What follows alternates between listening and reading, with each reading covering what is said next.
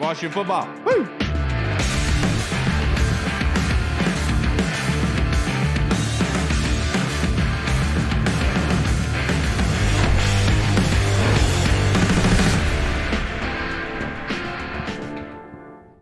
Hello, everybody, and welcome to the Burgundy Zone. I am your host, Kyle, and I'm joined by my two co-hosts, Michael Hall and Michael Reed. The Burgundy Zone is a part of the Frederick Podcast Network. You can find out more by going to www.listenfrederick.com. But we are now rejoined by the DMV Queen of Sports, Mrs. Kelsey Nicole Nelson of Bally Sports. Thank you so much for joining us on this Monday evening. It's kind of chilly. How are you doing? It's a little chilly. That's why I wore the leather, though. I got to bring out the leather now that fall is here. But I'm so excited to join you all. You guys know your family. Frederick is family for me since I'm a Germantown girl. And you guys are one of my absolute favorite podcasts in the area. So thank you for having me back. I appreciate it. Yeah, so Reed, you're not the only one that wears leather now. So that's true. Yeah, thank you for that. I wear it a lot too. Kelsey, we got to get this started. It's a power outfit. It is. Thank you. That's what I've been saying. Everybody just tries to tell me that it's not. That it's a sign of weakness for a man to wear it. That's not. No. But it's motorcycle gangs wear it. It's the big hole in the back. That's where the problem lies, Reed. All right. So Kelsey, to start this off, the biggest news that came out today was that Carson Wentz is in LA, expected to get surgery, and the expectation is that he's going to be out possibly 4 to 6 weeks. So what do you think this means? This has to be Taylor time, right? It sounds like it. Taylor Heineke. It looks like we get our guy back. Hopefully people get his name right this year and stop calling him Tyler, because I think he's put the work in to earn that. But, I think we've seen what we've seen from Carson Wentz, and he's already been under, disarray. The offensive line has been trying to get it together. So add in a finger that's not fully healed. I think you're just asking for more problems. And let's be honest, this is a Washington team that has to win, because the NFC East looks really good. The Giants just defeated the Baltimore Ravens in a stunner. And then we saw what the Philadelphia Eagles can do. And I have to say it. I had to say it earlier. Fly, Eagles, fly, because they look really good on both sides of the football. So I think, you want Carson Wentz to get properly healed. During that last game against the Chicago Bears, you could see him doing this, shaking that hand. You could tell it was bothering him. And let's be honest, Carson, the pressure is going to be on. He's going to have to get that ball out quick. The last thing you want is to be worried about that finger getting hurt, because the pass rush is coming at you. So I do think you have a veteran in Taylor Heineke. You have somebody that has proven that he can lead this offense, maybe not in the way that fans always want, but again, he knows the system, he knows the team. And right now, I do think he is the safe bet. And luckily for Washington, you got a Green Bay Packers team now that's not as scary. Aaron Rodgers, I think he's trying to figure out what to do with this offense and what to do with his hair. Like, there's a lot of questions right now, in Green Bay. So, I think Washington right now, they can only go up. I hope we get this fiery Ron Rivera on the sidelines to be behind Taylor Heineke. And I think still let Sam Howell, let him continue to learn, right? I think you let him continue to learn. I know he became everyone's favorite during the preseason, but it was preseason football, folks, okay? It's a little bit different than the regular season. So, yeah, I think with Carson Wentz, if he's not 100%, and we've seen quarterbacks who've had issues with their finger, and let's be honest, accuracy is going to be big. And, Carson Wentz already hasn't had the best balls, when he is healthy. So I do think it's a big question, but I do think you might have to get Taylor Heineke ready, because Taylor's special. Because why, fellas? He can throw the football, maybe not as deep as you want it, but he can also scramble. He's going to fight for that first down yardage, especially on those third downs. I think that's what makes him so special. But as you said, prayers to Carson. Do hope he's okay. And I really wanted this to be Carson's year to prove to the NFL that he still has it. But, he's got a lot of work to do. He does, because, the ceiling is still really high. And he hasn't really gotten close, I think, to showing people what he's capable of. And he has nothing but talented wide receivers around him that he's got to get more active. Yeah, and let's be honest about this. If Sam Howell ate red meat, I'm pretty sure he'd be the starter from here on out. That makes a lot of sense. So obviously, hopefully, Taylor can come in there and kind of provide a spark for this offense, because they've been stagnant. It's been terrible to watch. Excitement. They need something to set it off. That Bears game. I mean, who was excited watching that game? Like, nobody was. Literally nobody. That's all the posts were on social media. Okay, we had one. Right. No, I love old school 40s football, man. Yeah, me too. Bad offense, right? Yeah. But anyway, the exact opposite has been the defense. The defense has looked very good over the last few games. They've done more than enough for this offense to have an opportunity to go out there and win the last 3 games. William Jackson III, has he played his last down as a Washington Commander? Isn't that the question? And we're hearing just some of the disgruntlement, right? Some of these rumors coming out, of Washington. And I think the defense has played solid. I think the one Achilles heel, though, has been the secondary for Washington. I think they've been tested. Fuller, for instance, has been tested by these wide receivers. And then, I think the defense just in getting consistency, I think, is what we want.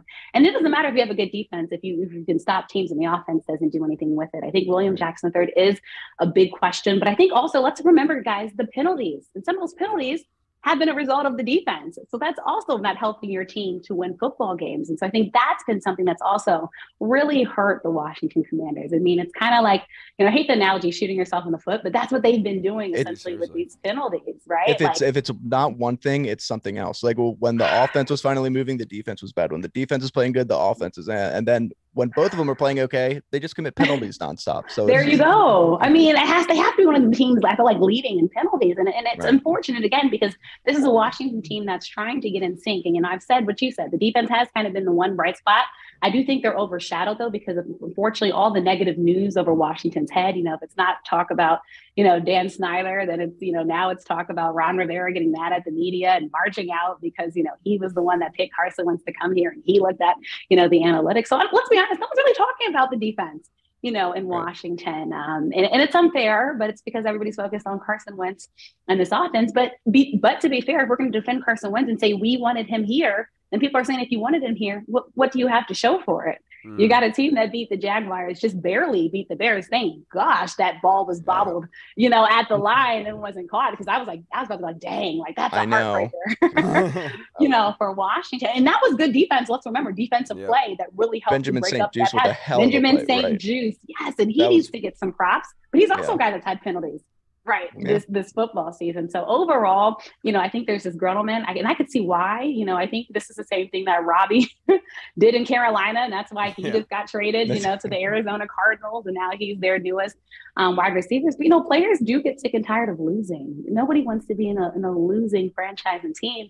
And then again, on top of this is a Commanders team that there's a lot of other noise for other stuff going on, right? In the organization that these players are also having to deal with. I think maybe, when people see Chase Young on the sidelines, I think he's maybe one bright spot. There's like, man, you just want Chase back, because not even just because of his football play, but because of who he is as a leader, right, on that football field. If you really watch those games, you can see after good defensive plays, what's Chase doing? He's going up to those guys, right? He's congratulating those guys. And that's why we like Chase Young. Kind of to your point earlier, that spark, I think we also need that defensive spark. Washington, again, turnovers make teams happy on defense. The New York Football Giants, they just got their first turnover of the year against the Baltimore Ravens. And you saw what that did for that team and that defense, right? And that confidence, even though I know Dallas just lost, their defense has been their pride and joy. One, because they have a pass rush, and two, because they can get takeaways. Like it does something to spark, when your defense is able to do that. I know Washington has some interceptions negated once again by penalties that we talked about before. But again, I think there's something in the defense. But I think if Washington's going to win, this defense is going to have to force turnovers because the offense, they need help.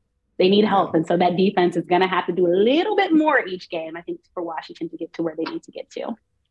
Yeah, definitely. And another little bright spot throughout the season, and a dull season, if you want to call that so far, has been Brian Robinson coming back from a shooting injury.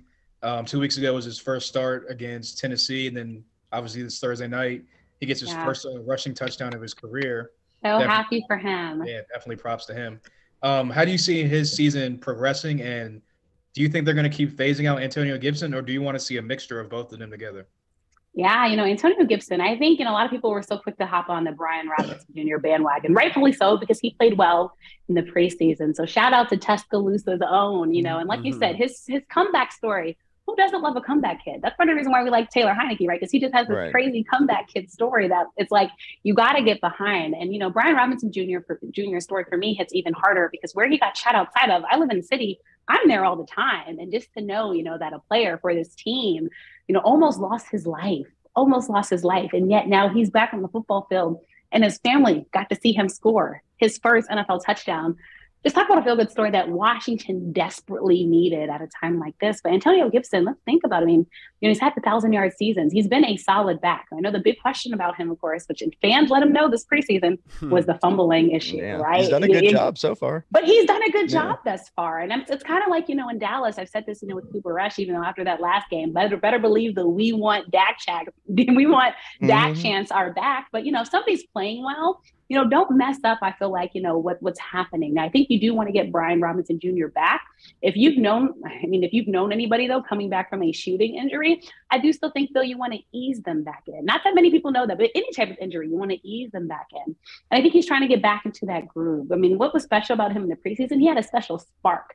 And I think he is going to get back to that. But I think you have special backs in Washington. And when Washington was really good last year, it was when their running game was good. And it was multiple players that contributed to that. So I think put him in there. Again, he's still young.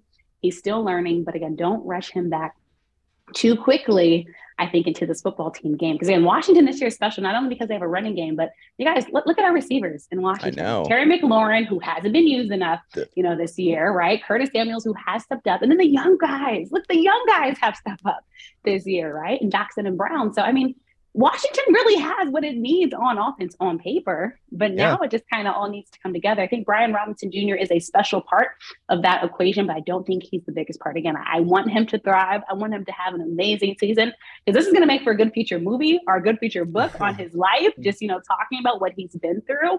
But once again, you need that continuity, I think, to really get things strong. The Philadelphia Eagles right now, one of the reasons why they have the best run games in football is because they have that continuity, right, with their run game. But mind you, they also have a quarterback that contributes a lot to that run game, right, and Jalen Hurts, and that helps a lot. Obviously, Carson Wentz, it was nice to see him run, but he's not a running quarterback, right? Like, he runs when he has to, but that's not going to be him. So all that to say, Brian Robinson Jr., we're all rooting for you.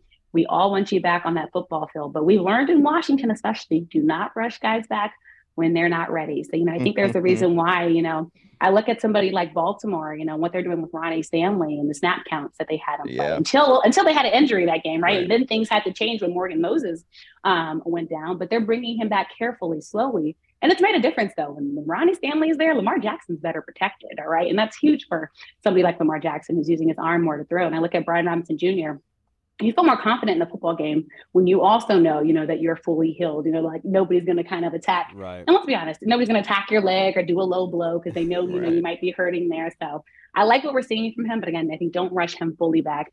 Get Washington's run game to where it needs to get to. We have solid backs, but I think we got to be versatile with them and use them in many different ways. Yes, and shout out to former guest on this show, Morgan Moses. Hope he's all right. Yes, prayers. Well. Absolutely. Now, Kelsey, he was the first player we ever had on. He is. And nice. I Kelsey, love it. To wrap this up, I only have a couple more questions for you. Okay. And we're going to break down this game versus Green Bay. I want to get your thoughts on that. But before we do, this quarterback change, possibly going to Taylor Heineke, is this, we talked about Terry McLaurin not being utilized early on in the season. Is this a good or bad thing for the wide receiving core? I think it's a good thing, because I think Taylor Heineke knows he's seeing from the outside. He's outside watching in, and he knows he's hungry. I mean, look what's happening with Elijah Moore and the Jets offense, right? And he's literally out there saying, like, I'm glad the team is doing well, but I want the football, and you don't want your receivers to get to that level. And mind you, we just paid Terry. I want to see you work for that money. And so I think the chemistry that he's had before with Taylor Heineke can be special. It takes a while, right, for quarterbacks to develop that relationship. What makes Stephon Diggs and Josh Allen so special, that bromance, but they have that connection. And shout out to the Terps, Stephon Diggs, for showing out against the Kansas City Chiefs. Got to pay tribute to the local guy. But, I think that's what Terry McLaurin, is looking for. Another team that's struggling with the wide receivers, Kyler Murray and his wide receivers. Who would have thought their offense would be struggling, especially after you just gave Kyler the bag? So I think for the receiving core for Washington, I do think it could be a positive to have Taylor Heineke back. Again, I think the deep ball threat might be a little bit different with him, but he is a guy that's going to scramble. He's going to help, I think, change up the offense, make it a little less predictable for defenses. And I think overall, if I'm a receiver, I'm excited to have a guy who has heart, who's going to give everything on his shoulder to get me the football. Now, Terry, again, he has that chemistry with him, so I think that's going to be great. But I'm just hoping with Taylor, though, I do hope he kind of developed his arm just a bit more, I think, to really get the ball down the football field, because that's going to be what makes Washington special, when they're really open, able to create space and spread open that football field. But I think many fans are excited for Taylor. Let's be honest, they were already calling for Taylor Heineke because of some of the play that they've seen these past couple of weeks of football. So I think it's a chance for him, too, to show, maybe he has developed to the level where he can lead an NFL football team. Absolutely. And now my last question for you, Kelsey, you just alluded to, I think Curtis Samuel with Taylor Heineke's could be something that is a focal point of this offense early on again. Hopefully that gets things going. But going against Green Bay, a lot of people in the fan base are believing that they could win this football game. So how can Washington beat Green Bay? Well, for one, we see Aaron Rodgers can be limited. These wide receivers are still trying to develop, let's go back to what we were talking about before, chemistry right with him. So I think that's the great thing about it. You can try to shut down those wide receivers. But then if you're shutting down wide receivers, then what do you have to worry about?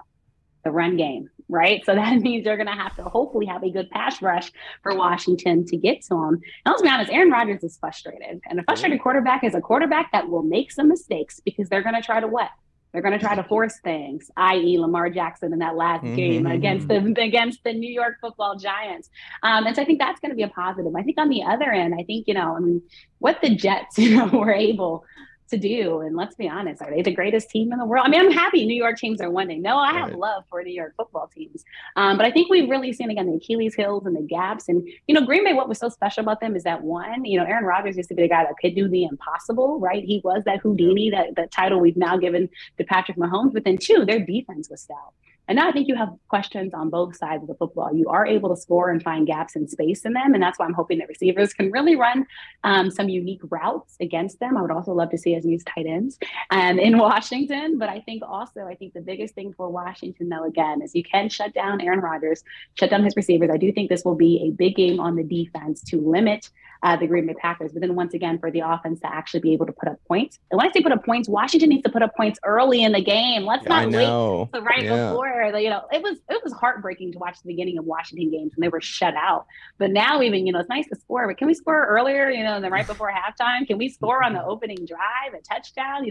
That would be really nice to see in Washington. I think Green Bay is one of those teams, if you can get out to an early start against them, it's going to be very hard for them to come back again, because they're in a rebuild mode, right now. You see the frustration happening. Everybody in Green Bay is also doing this and pointing fingers at each other, even though they need to be doing this and pointing it at themselves for what's happening. Aaron Rodgers will never do that. He will never ask do him that, with his relationship with his family. They did, Look, and I bet you his family has a lot to say on that. You need to have a shaman talk to him. Yeah. Isn't that crazy? But now I think it's exciting for Washington to see this Green Bay team. Know that they just came off a win. Again, I know it's a win that maybe wasn't the most exciting win, but a win is a win in football, and they did it on the road in prime time. So give them some props for that. So now to be able, again, to face a Green Bay team who is searching for its identity, searching for itself, I think it's a perfect time for Washington. But once again, the biggest play for this one, though, I think is going to be the quarterback play. If Taylor Heineke is starting in this game, you know Green Bay is going to try to bring the house and pressure him because, first game back, first game jitters. So the offensive line, I think, and also I have to say this lastly, the offensive line is going to have to do their job. Everybody's going to have to know their position, provide some protection, because whoever's back there at quarterback is going to need some time to throw the football. And if I'm a defensive coordinator looking at this Washington team, and I've been looking at how shaky the offensive line has been at times this season, I'm attacking them. Yeah. I'm attacking the gaps, and I'm looking for sacks because, by the way, Carson Wentz has been sacked 23 times this season, the most in the National Football League. That's a problem, along with Justin Fields, and they're in two different categories. Yeah. So offensive line needs to do their job in this football game, again, for whoever's back there to develop time and space. So Washington, please, Washington fans, we need something happy, right, in DC. And keep the season ticket holders happy. I can't tell you guys how many people message me all the time talking about, they just want to get rid of their season tickets. No, we don't have enough fans as it is right now at home games. So please send keep them our the way. people happy that are there. Yeah. There you go. If you guys want to give your tickets away, here's 3 guys right here. There we go. Gladly take the seat. Yeah. Kelsey, I can't. But I appreciate you guys being positive about the team. Everybody else is negative talk.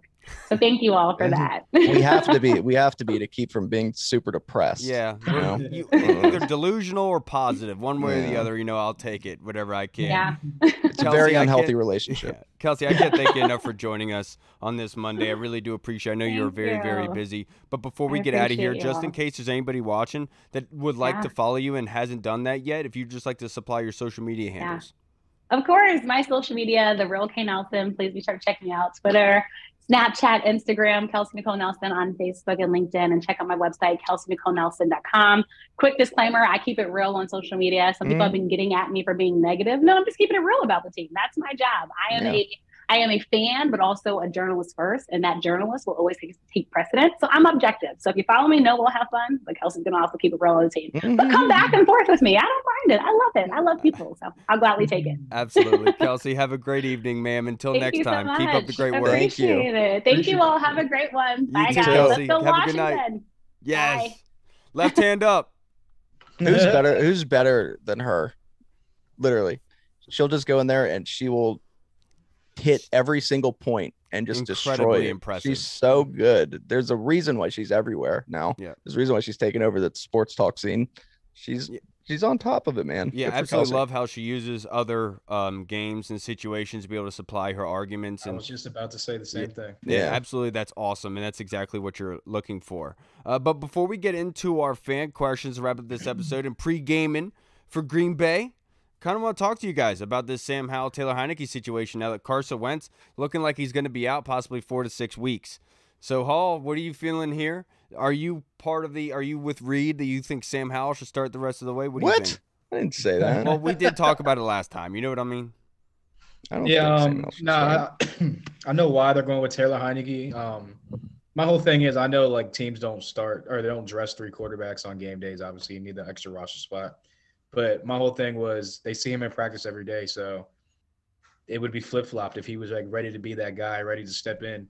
Taylor would be the one not dressing, then Stan would be the number 2 guy backed up, ready just in case Carson goes down or something happens. So that's my point number 1. Point number 2 would be if you look at the rest of the NFC, like obviously outside of our division and outside of Minnesota, the NFC North at 5-1, the West is the leaders 3-3. So it's like technically, if you're like looking at the grand scheme of things, I know like this is like the ultimate like grasping as a Washington fan, but they're technically only like 1 or 2 games and maybe like a tiebreaker or 2 out of that 7th wildcard spot. So obviously you're going to go to the guy that gives you the best shot to win. The guy that gives you the best shot to win right now is Taylor Heineke. And for all the Taylor Heineke truthers out there that were saying last year he was set up to fail because outside of Terry McLaurin, and Logan Thomas being there for a handful of games before the injuries. He didn't really have any help on the offensive side of the ball. He didn't really have any weapons. Well, now I don't know if Jahan Dotson is going to play in this game, but he'll be back at some point. You got Logan Thomas coming back from the ACL, getting better and better every game. You got Curtis Samuel healthy now, and you got Terry obviously. So he's going to have the weapons that everyone was wishing that he had last year. So I guess it's going to come down to, is he a Jag or is he going to be a guy that can get us on a little spark and a little bit of a run to get back in the playoff mix? I would probably go with the first one. I think he's just a Jag, but again, Jags can win games in this league at some point. So we'll see how it goes. Yeah, you're absolutely right. Because Matt Ryan did win over the weekend. I'm just kidding. Matt Ryan's not a Jag. He's a great quarterback over time. I'm just making a joke. Daniel Jones is winning games. He's definitely a Jag. So yeah. He's a nice guy. Let's get into our fan questions. And this first one is from Reginald T. Skinner on Twitter. Reed, I want to go to you with this. He asks, why doesn't Turner utilize the run more? He's been so pass happy. Does this change with Taylor Heineke under center?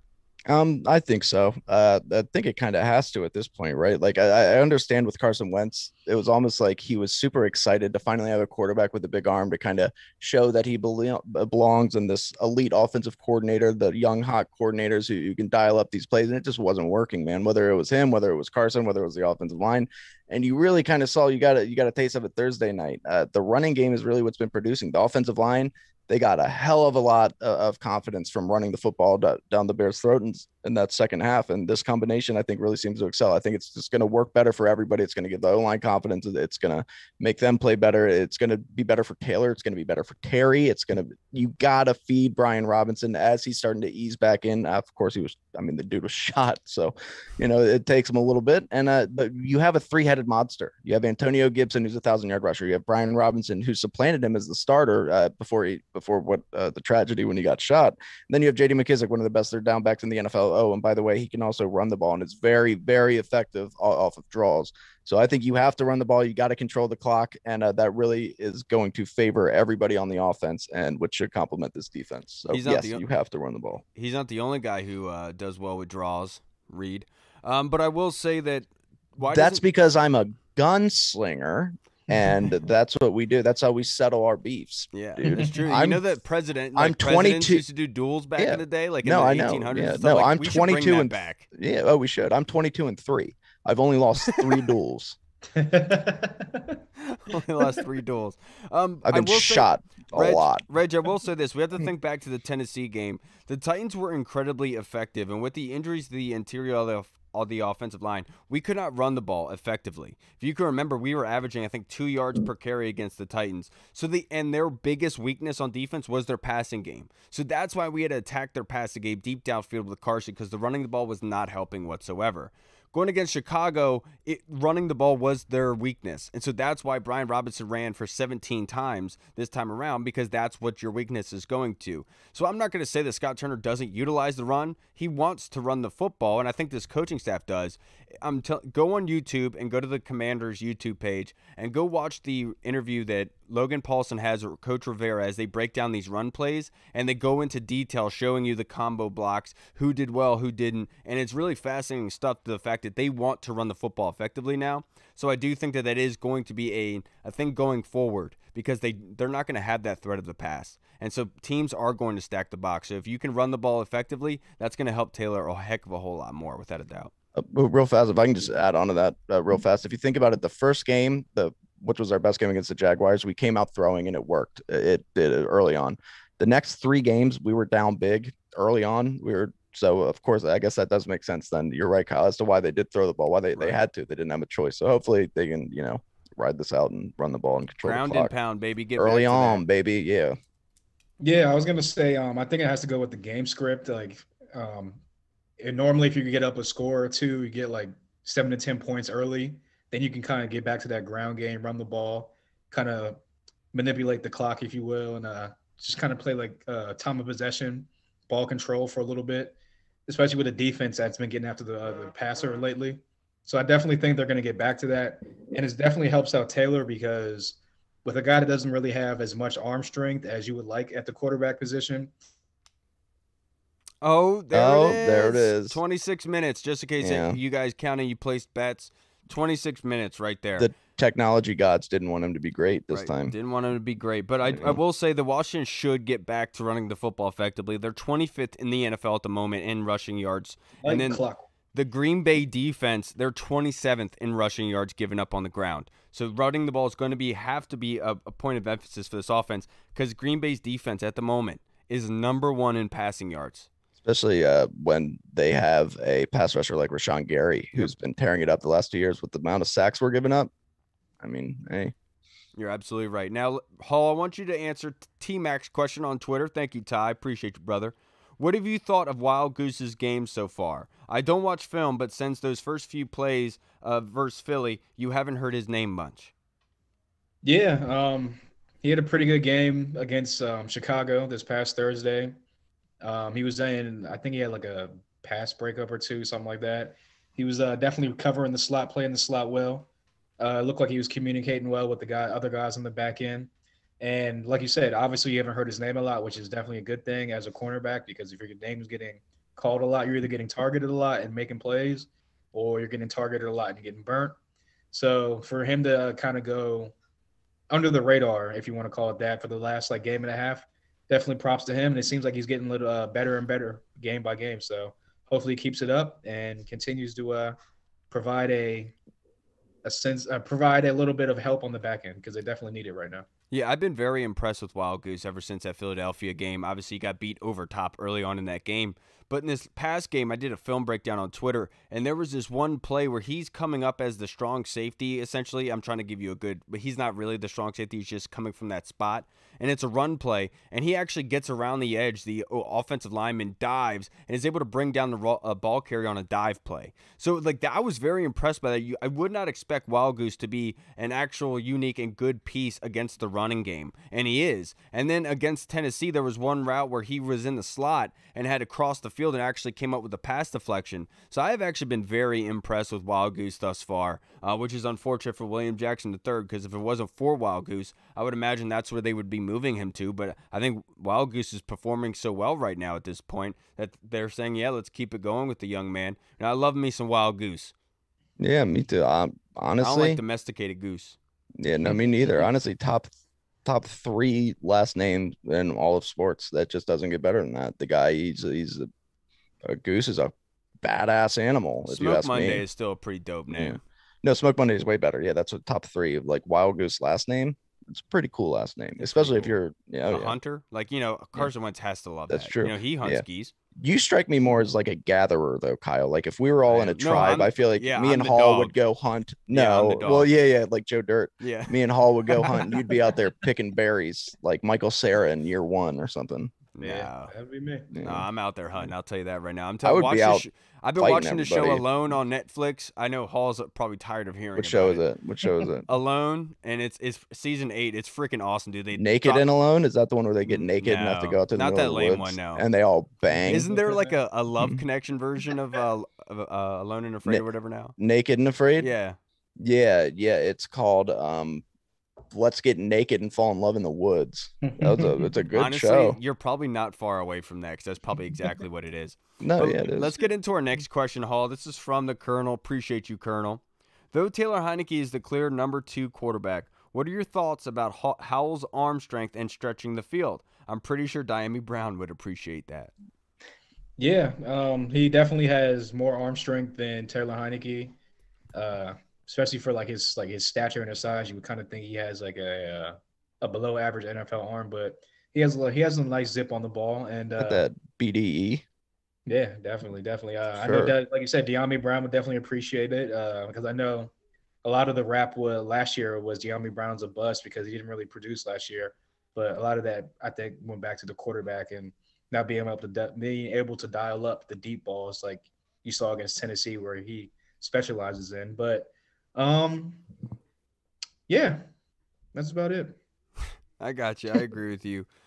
Sam Howell, his arm strength, he is the in-between between Carson and that was the original question. And Taylor. And so I understand, I know that Dyami would obviously really appreciate Sam Howell stepping in right away because that would stretch the field for him. But there's so many minute details that go into it, Colonel. I know you are well aware of it, of getting guys in position, being able to get the play calls, commanding the huddle, being able to get guys in position, reading defensive coverages, knowing what outlets you have, what the hot routes are, what guys are seeing. Because a lot of the things in the NFL, it's adjusting on the fly. And Sam Howell, as a third quarterback on the roster, he doesn't really have that kind of grasp of the playbook as if the backup quarterback does because he has more time with it, whereas Sam Howell's more is like the scout team guy, you could say.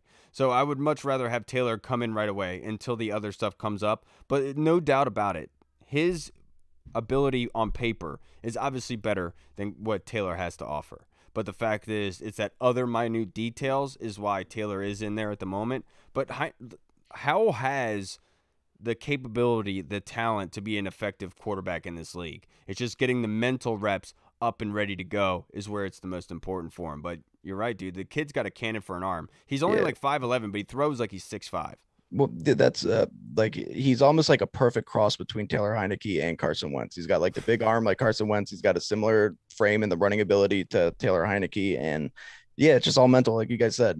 That's the thing. Like, look, I want to see Sam Howell too, just not yet, but eventually I would love to see him just because you got to see what you have at some point. But right now, you got to understand he's a 5th round rookie quarterback who hasn't been dressed on game days yet. Yes, he looked good in the preseason. He was also not playing against top-notch talent, and it takes some time. I mean, not everybody's a Dak Prescott where they can go in from a mid-round pick to starting right away. I mean, it doesn't really happen like that, but I mean, hey, if we lose out and there's an opportunity for him, I would love to go out there and see him. I mean, just get him some game experience at the same time. I don't want to give him Patrick Ramsey syndrome, I don't want him to be behind this O-line and just get destroyed and all of a sudden the dude's ruined for life. But hey, I'm excited for Sam Howell, and I would love to see him eventually this season. And there's a very real possibility. However, right now, I do think Taylor Heineke is the right call.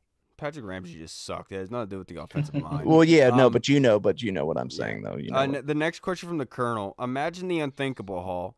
Dan somehow decides to relieve Ron of head coaching duties. Who could take over and do anything other than tank our season? Oh, you're talking about like mid-season? Yeah. Okay, I was gonna say because he puts that in there that he doesn't think it's possible. He's just asking the question. I was gonna say it's definitely thinkable that he can get let go of his duties after the season. Mid-season, I wouldn't say that, but it would probably just go to Jack Del Rio. Honestly, I mean, he stepped in 2020. He's got a lot of head coaching experience. Yeah, he has all the head coaching experience from Jacksonville, Oakland, Denver. He stepped in 2020 whenever coach was going through his cancer stuff and getting his treatments, and the team seemed to really kind of. I'm not going to say rally around him and respond, but he didn't do a bad job coaching, you know what I'm saying? He didn't it wasn't like they were out there committing penalties left and right and whatnot. So, yeah, I think it would be Jack Del Rio, and then maybe after Jack Del Rio would be a guy like Chris Harris if they decided to let Jack Del Rio go as well. But like you said, I don't think that's even like a thing that's going to be like even possible because Dan Snyder's not going to let Ron Rivera go during the season, but like I said, if he did, it would be Jack Del Rio. Yeah, you said it perfectly because Jack Del Rio took over the duties basically when Ron Rivera was going through his recovery. He would be the easy shoe-in, and obviously Jack Del Rio would get a riot out of these guys. I thought Reed would get it, but he's too busy. No, I liked it. But go ahead. Tell me another joke, Sinbad. Let's go. No, but honestly, I guess another joke I could say is maybe Jay Gruden. He seems to have a lot of time on his hands nowadays. Yeah, no, he's a nice. Yeah, Jay's a nice guy too. But I thought you were about to say another joke. How about my life? I would go with Jim Zorn personally. Hip hip hooray, baby. Yeah, but in my honest opinion, it's Jack Del Rio. It's got to be. The only thing is, I mean, hey, maybe if Ron were to get released, maybe I know you wouldn't do this, but I would imagine that the whole team would be playing pretty bad at that point. So maybe if Jack wasn't there too for some reason, let's say he got scooped up for participating in a certain thing back in January 2 years ago, maybe. Who do you go to? Do you think Sean Payton would even consider this job? I don't think so. I don't. Without a doubt. Yeah. Now let's move on to our next fan questions, and this is from the Discord chat server. I want to get this question to you, Hall. This is from our guy Orange Crush 92. How much do you think Wentz is going to get paid in 2023 if he starts? Andy Dalton earned $10 million for the Bears in 2021. Mariota's contract right now is $18.7 million over 2 years. On the flip side, Matt Ryan is a $35 million cap hit to the Colts next year. Jared Goff is in Matt Ryan's boat as well as his $30 million cap hit. Only Goff has an out in his contract after this season. So it's like $30 million for a veteran starting caliber quarterback and around $10 million for a royal backup. How much do you think Wentz gets next year? To start, I would probably say $0 because he's probably not going to be a starter next year. Mm-hmm. But hypothetically, I would. Yeah, backups don't get paid. Yeah, I know backups don't get paid. I think he'd probably be on the closer to the $10 million side. I think he would be. Man, I guess if he's going to be a starter somewhere, I guess he'd probably make like 11 or 12 million for 1 year, possibly somewhere around that range. But I think at this point, the trajectory is saying that he's going to be a backup next year on someone's team, on someone's roster. So I would say maybe he signs like a 2-year deal, kind of like a Mariota type deal, 2 years. Damn it. Like $18 million or maybe like a 1-year deal for $5, $6, $7, $8 million. But yeah, I don't think he's going to be a starter next year, unfortunately. So yeah. I do think that he will get the backup money. I do think it's in between that 10 to 17 million where Mariota is, because obviously they signed Mariota knowing that he was going to be the starter, right? And so I do think that if Carson plays next season in the NFL, I think that it will be around probably a 13, 14 million as the backup somewhere, just because he has the ability as the starter that coach is going to look at. So just because it'll be elevated to that extent, plus his agent could say he was leading in passing yards, he had the touchdowns, he was doing well, top 10 in the NFL in that aspect. So he is going to garner a little bit more than that average of the backup quarterback. So I would imagine like 14 to 15 million. Yeah, hell yeah, yeah. What you guys said. Yeah, hell yeah. Now this. Yeah, Your Honor, I'm sorry. I had a big bowl of chili this morning. I don't remember. Now I got to pay $1 billion to people. That shit's so funny. And another question from Orange Crush Reed. Why are we utilizing our tight ends more? And do you agree with the notion that our season is hindered greatly by our tight end work? Because, in short, because Scott Turner wants us to fail. No, I don't know. That's a good question. I was very happy to see Cole Turner get involved. I think having Logan Thomas kind of coming back from the injury, you can tell having that big bulky knee brace is always tough. It's always tough to play in. But I mean, he's done well. I did think Carson would be a little bit more active with the tight ends. But yeah, I don't know why they haven't been as involved. I mean, look, when you have the weapons that we have at wide receiver and at running back as well, I guess that they just it's just the way that the pieces fell. But I mean, hey, there's enough balls. Yeah, there's it's the way that they fell. Yeah, there's enough balls to go around, especially if we're playing with a sack as big as Kyle's. There's just, you can hit people, you can spread the ball around. And I really think with Cole Turner coming back and kind of easing his way in, I think you're going to start to see him a lot. I think old Taylor boy is going to have a field day with old Cole Turner.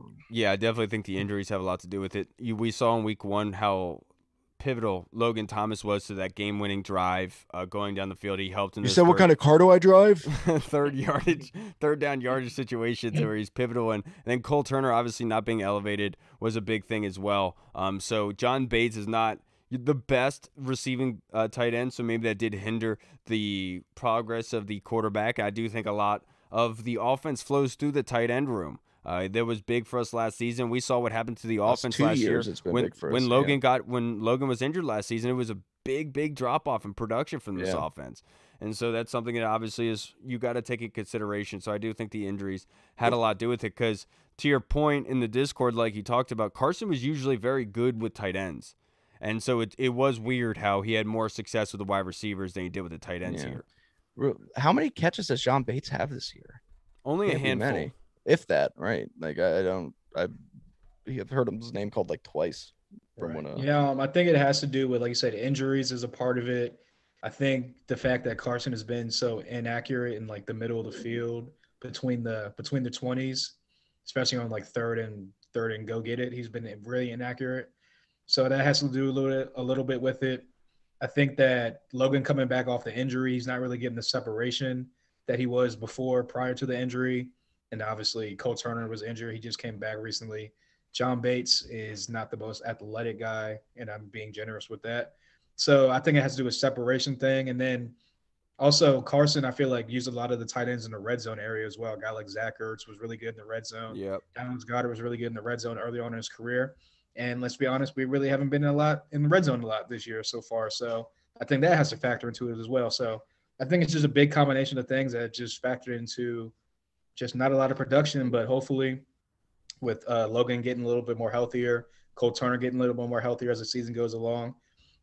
Taylor Heineke kind of thrives in the intermediate type of throws between the safety and the linebacker, that kind of area.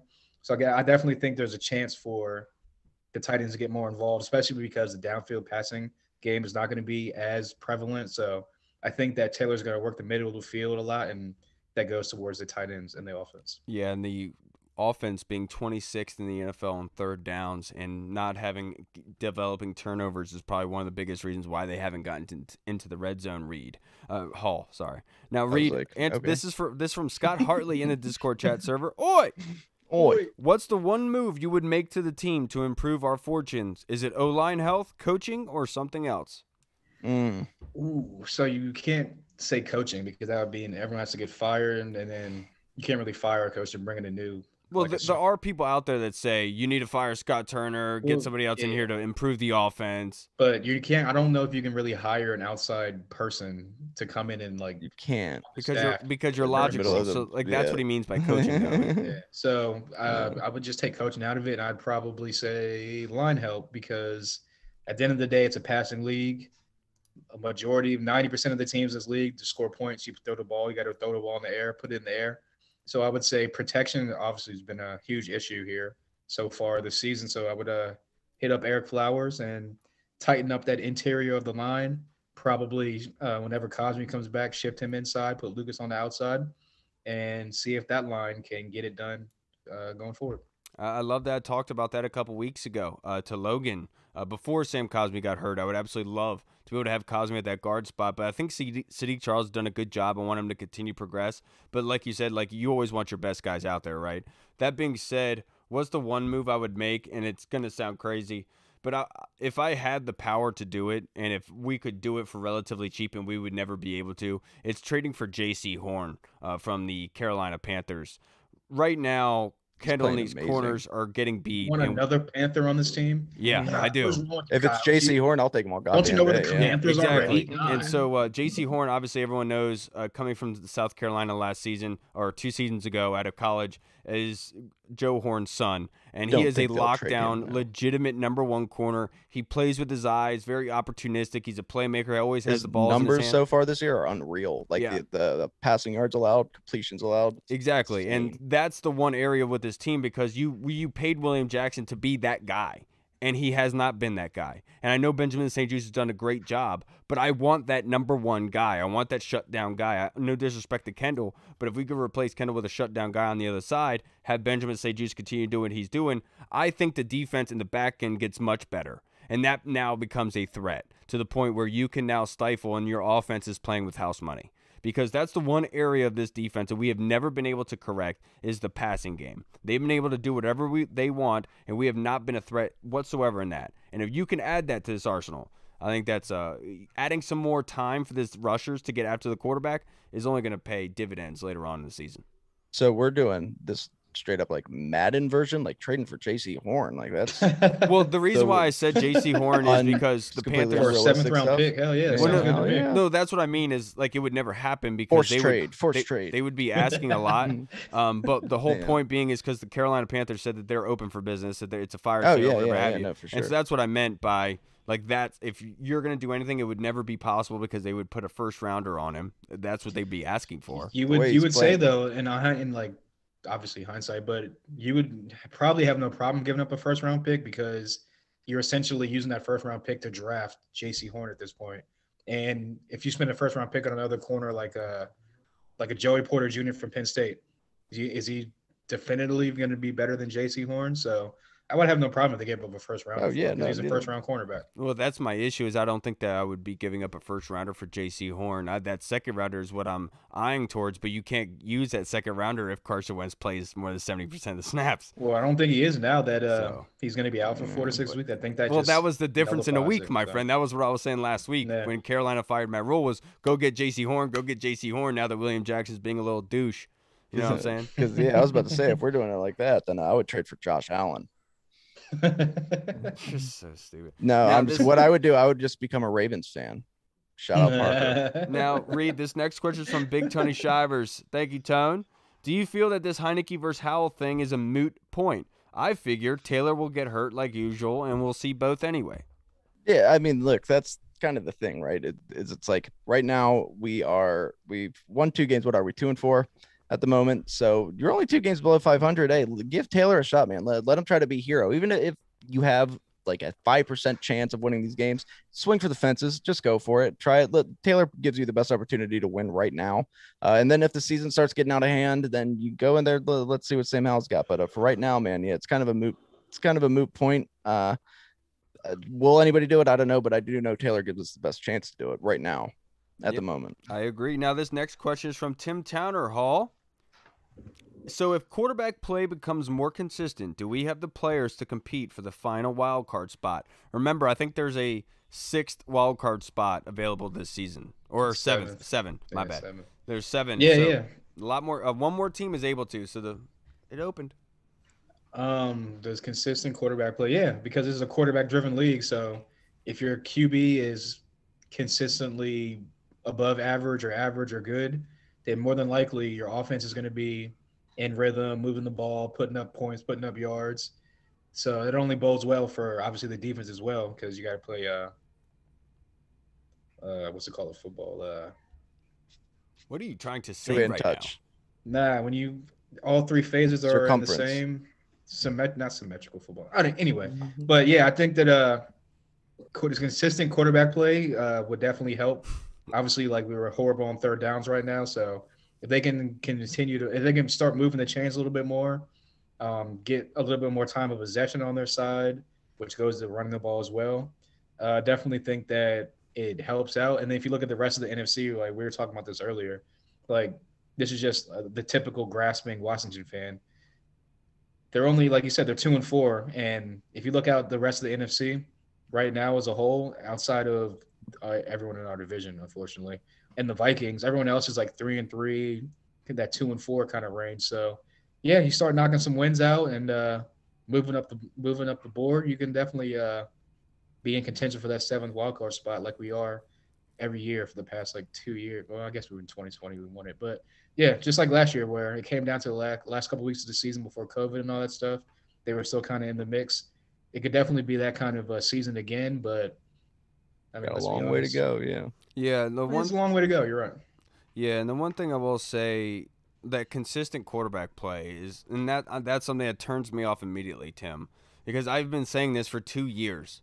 You know, the reason why everyone was hyped about Ryan Fitzpatrick is because of how we played in 2020, and we said if we have consistent quarterback play that Ryan Fitzpatrick can bring, this can be a good team. Then fast forward to this offseason, we brought Carson Wentz in. We're saying if we can get consistent quarterback play, 27-7, just at least get somewhat consistency, this is a wild card team. The fact that we're sitting here now asking about Taylor Heinicke, I'm not sure. I know that we have the players to do it, but can we get consistent quarterback play? I don't know. And I hope that Taylor can provide that. Yeah, I was going to say, I don't think that they'll get consistent quarterback play, but if it was actually to happen, if it was actually to happen. I'm not even answering the question. You know what's funny about that is, like, we all know, like, we need consistent quarterback play, so we literally went out and signed the 2 most inconsistent quarterbacks possibly in NFL history to try to save that the last 2 years. Right, but hopefully that happens with Taylor. I know Taylor's been working on his arm this offseason to get stronger, and obviously he knows this offense better than anybody, so he can get them moving. And to Taylor's point, he didn't have Curtis Samuel healthy last season. He didn't have Jahan Dotson. He didn't have these J.D. McKissick, Brian Robinson. He didn't have the ability to use them all season long. So let's hopefully everyone stays healthy. And I think Taylor proved to us last season that he can stay healthy. It's just COVID wiped him out for a game. I feel like this is like a win-win, not really like a win-win situation, but it could be like a win-win situation because say Taylor comes in, all of a sudden he has more weapons around him. Maybe he does play a little bit better than last year. Maybe you're like, okay, we can start winning games with this. We can win games with this guy. Defense continues to get a little bit better and better every week. Well, now you're kind of saving the season and getting back into the mix and making it not such a dumpster fire of a season. So exactly. Yeah. Or on the other hand, we continue to play like ass. And next thing you know, we got a top 5 pick. So it's a win-win situation either way. Yeah. And now this last question before we end this episode, guys, is from Andy Lockhart in the Discord chat server. There he is. Thank you, Andy. Fantastic job last week or the other day, yeah, too, by the way. Wasn't he awesome? I love Andy. Yeah. Anybody with a British accent just sounds like they know what they're talking Great pool player. With Green Bay being so bad, especially over the past few weeks, do you think we actually have a chance to win this Sunday, Hall? Yeah, I mean, you can talk yourself any Sunday into like your team winning, to be honest with you. But you're right. The Green Bay has definitely not looked as dominant as they have over the past couple of years. They're 3-3 right now. Like I was talking about, they're kind of jumbled up in the rest of the NFC mix right now. Devontae Adams being out definitely makes Aaron Rodgers look like he's not lost out there, but definitely doesn't look like the same Aaron Rodgers we were used to seeing. So he looks like he's halfway through an ayahuasca trip. Well, he probably is. Yeah. The Jets and the Giants gave the blueprint to beating the Packers, which is consistently be able to run the ball and be able to kind of control the clock, move the chains on third down. And like I said, just keep pounding the ball. Don't get away from running the ball, Scott Turner. And I definitely think that they have a chance to win the game on Sunday. Yeah, and right now Washington's defense is 5th in sacks. Defensively, which is a great stat to have, especially given the fact that Green Bay is 21st in quarterback sacks. Obviously, Washington is 31st, but we don't need to get into all that. But yes, it is definitely possible that they can worse than us. That's horrible. That they can do it. They can definitely win this football game. It all goes into controlling the trenches, and that's why I think a lot of it delves from. Because Aaron Jones, He is last in the league facing 8+ defenders in the box with a 2.86 percentage. Last in the league. So if you stack the box against Aaron Jones, he's going to get nulled. And that's my biggest concern for this game is the combination of A.J. Dillon and Aaron Jones. They're going to want to attack our edges a lot. And that's what they're going to try to do. Because the one issue I had last week is we did not defend the screen game well. As that game went on, the screens came more and more productive for the Bears. And I think that's something that Aaron Rodgers is going to keen in on. He's not 100% healthy. He's going to be throwing those screens all day and night. And given the fact that he is 32nd in air yards completed average in the league right now. So everything he's completing is short. He's going to eat those screens up. And I want to make sure that we stifle Aaron Rodgers and Aaron Jones and A.J. Dillon, because that's where Aaron's going to lean on a lot. It's on those edges, and we have to be able to defend the screens really well. But I definitely think that we can win this football game. We have to control the trenches. We have to be able to get into Aaron's face. Aaron's going to want to run, but that's why you put Jamin Davis on him. He's very athletic. Put him in a quarterback spy. Aaron's athletic too, but Jamin Davis can keep up with him in any step that he takes. I like our chances this weekend. Yeah, I mean, can they win? I mean, what? Any given Sundays, that's a saying for a reason. So can they win? Of course. It's also a movie. It's a fantastic movie. Al Pacino, Jamie Foxx, who's better than those guys. But this game's going to go one of two ways. This is either going to be a game where Green Bay kind of gets back on track, or it's going to be a game where people start saying afterwards, this Green Bay Packers team is in a lot of trouble right now without Devontae Adams. And Kelsey kind of hit on it earlier. Aaron Rodgers is, of course, we know he's Aaron Rodgers. We know on any game what he can do. We also know that he has a weird asphyxiation for bow-legged broads like Danica Patrick, which is just odd. But they more power to you, whatever you want to do. But these wide receivers, man, they're so young. I mean, they're very inexperienced, and they're getting frustrated. They're all pointing fingers at each other, like she said. And can he kind of go off? Yes, of course. I mean, of course he could, but you got to like your chances. I mean, they're not clicking right now. There's something's off. And the defense is, of course, has been pretty good, but maybe Taylor comes in there and provides a spark. I like to think that that'll happen. But then again, I say this every week. I always talk myself into it, and it's just stupid of me. Like I need to learn better. But no, I really do think that we can win this game. That could be a huge turning point for us. Yeah, and then obviously Romeo Doubs, you brought it up. He's at 38 targets so far this season, one of the highest targeted guys on the Packers right now. Allen Lazard, 34 targets on the season, only playing in 5 games. He's their leading receiver in touchdowns and in yardage. So it's going to be him. And then Robert Tonyan cannot get forgotten about. The tight ends do pretty well against us if it's a good tight end, and he's the third highest targeted receiver on that offense right now. And then that's when Aaron Jones and A.J. Dillon get added into the equation. And so you know where they want to hit. Yeah, and you forgot about the most uncoordinated super freak athlete of all time in Christian Watson. That's true. He's injured. Well, good. Yeah, and Aaron Rodgers.